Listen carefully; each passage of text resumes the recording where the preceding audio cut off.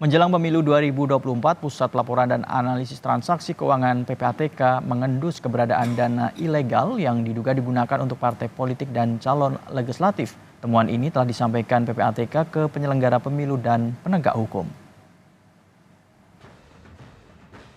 Dana ilegal diduga mencemari pesta demokrasi pemilu 2024. Pusat Pelaporan dan Analisis Transaksi Keuangan menemukan peningkatan transaksi mencurigakan dari luar negeri ke rekening bendahara parpol dan calon legislatif selama 2022 dan 2023. Totalnya mencapai puluhan triliun rupiah. PPATK telah menyampaikan temuan itu ke penyelenggara pemilu dan penegak hukum. Dari 21 partai politik kita temukan, itu tahun 2022 itu ada 8.270 transaksi. Kemudian meningkat di tahun 2023 ada 9.164 transaksi. Jadi mereka juga termasuk yang kita ketahui menerima dana dari luar negeri ya. Teman-teman bisa lihat di sini di tahun 2022 penerimaan dananya hanya 83 miliar.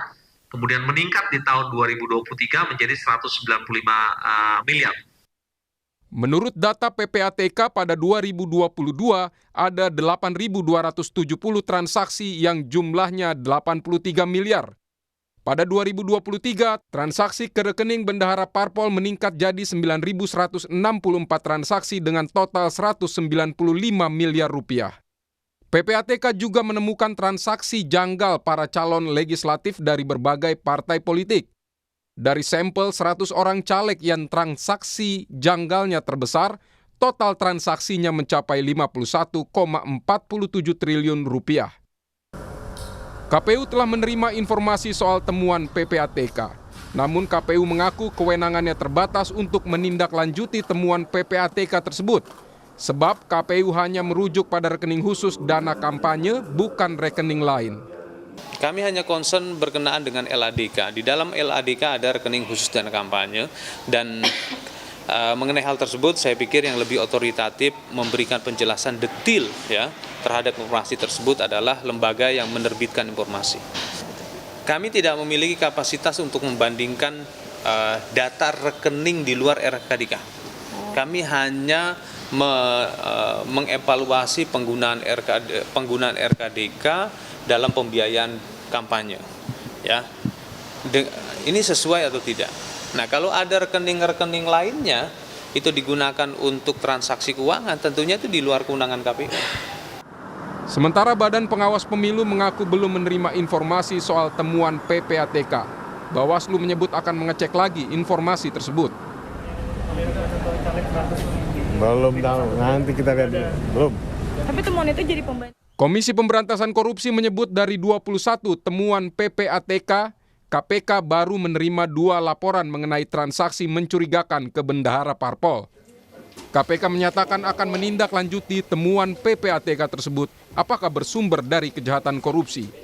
Tentu mereka kemudian PPATK akan melimpahkan kepada institusi yang memiliki kewenangan untuk itu.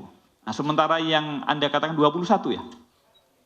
21, kami belum menerimanya. Yang kami menerima itu baru 2. Itu yang dapat kami sampaikan, sehingga kami untuk yang selebihnya tidak bisa menjelaskan.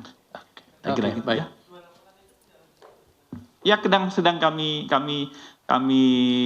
kaji ya. Karena tentu kalau teman-teman PPATK itu melihat dari suspek follow the money, uangnya yang anomali atau tidak wajar.